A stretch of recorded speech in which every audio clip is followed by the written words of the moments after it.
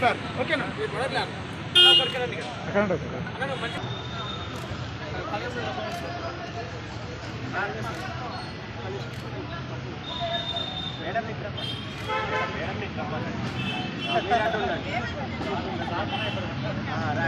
ఆమె కాస్త CL ladies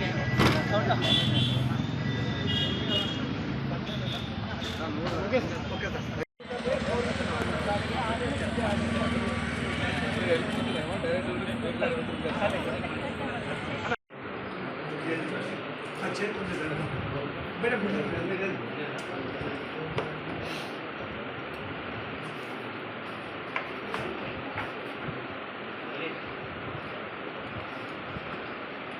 నా స్టూడెంట్ చాలా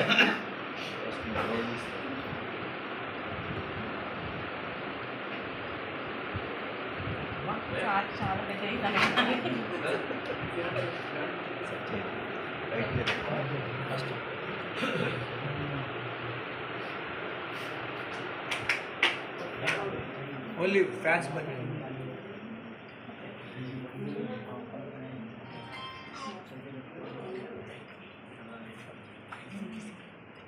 ఫోటో తీసుకోండి.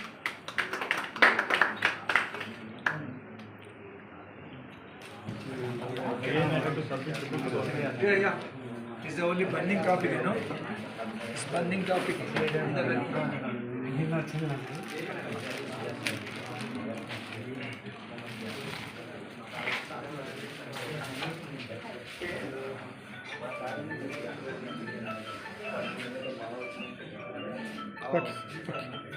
గౌరవ ముఖ్యమంత్రి రేవంత్ రెడ్డి గారి నాయకత్వంలో ఉన్న ప్రభుత్వం నన్ను ఈరోజు రాష్ట్ర గ్రంథాలయ సంస్థ చైర్మన్గా నియమించింది. దానికి సంబంధించిన ఛార్జ్ ఈరోజు తీసుకున్నాను. ఈ నేపథ్యంలో నేను ఒకప్పుడు ఈ గ్రంథాలయ సంస్థలో పూర్వ విద్యార్థిని. ఒక 30 సంవత్సరాల క్రితం ఇక్కడ చదువుకున్నాను, 20 సంవత్సరాల క్రితం. ఈ సంస్థకే చైర్మన్ కావడం అనేది నేను నిజంగా నా జీవితంలో అదృష్టంగా భావిస్తున్నాను, ఆనందంగా భావిస్తున్నాను. ఈ నేపథ్యంలోనే ఒకప్పుడు తెలంగాణ ప్రాంతంలో గొప్ప చైతన్యాన్ని ఇచ్చి ఇక్కడ ప్రజాస్వామ్య ఉద్యమాన్ని బలపరిచిన పునాదులు వేసిన ఉద్యమం గ్రంథాలయ ఉద్యమం.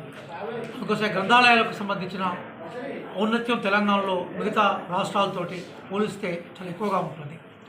నాకు గురుతరమైన బాధ్యత ఇచ్చారు. అధికారుల సహకారంతో గ్రంథాలయాలను అభివృద్ధి చేసే ప్రయత్నం చేస్తాను. మొట్టమొదటిసారిగా ప్రపంచంలో లైబ్రరీస్ అన్నీ కూడా డిజిటల్ అయిపోతూ ఉన్నాయి. కొన్ని డిజిటల్ దిశగా లైబ్రరీస్ నడిపించే ప్రయత్నం చేస్తాను.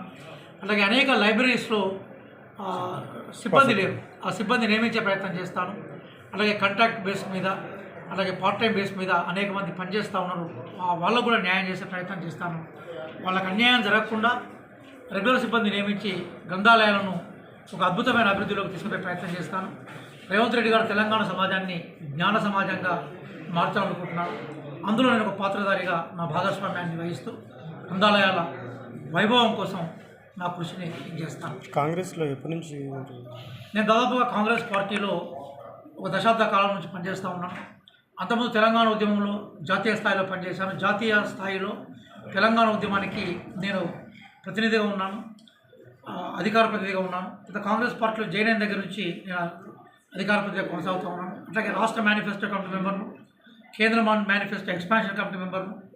అట్లాగే తెలంగాణకి సంబంధించిన నేపథ్యంలో కాంగ్రెస్ పార్టీకి సంబంధించిన ఇష్యూస్ ఏవైతే ఉన్నాయో వాటిని మేనిఫెస్టోలో చేర్చి భవిష్యత్ తెలంగాణను ఒక ముఖ చిత్రాన్ని రూపొందించడంలో నా పాత్ర కూడా ఉంది. కాబట్టి గౌరవ ముఖ్యమంత్రి గారు, అట్లాగే మంత్రిమండలికి, ఎమ్మెల్యేలకు, ఎమ్మెల్సీలు అందరూ కూడా నేను థ్యాంక్ చెప్తున్నాను. ఈరోజు నాకు ఈ అవకాశాన్ని ఇచ్చారు. ఈ అవకాశాన్ని ఉపయోగించుకొని తెలంగాణ సమాజానికి సేవ చేసే ప్రయత్నాన్ని నా శక్తివంచన లేకుండా పనిచేస్తాను.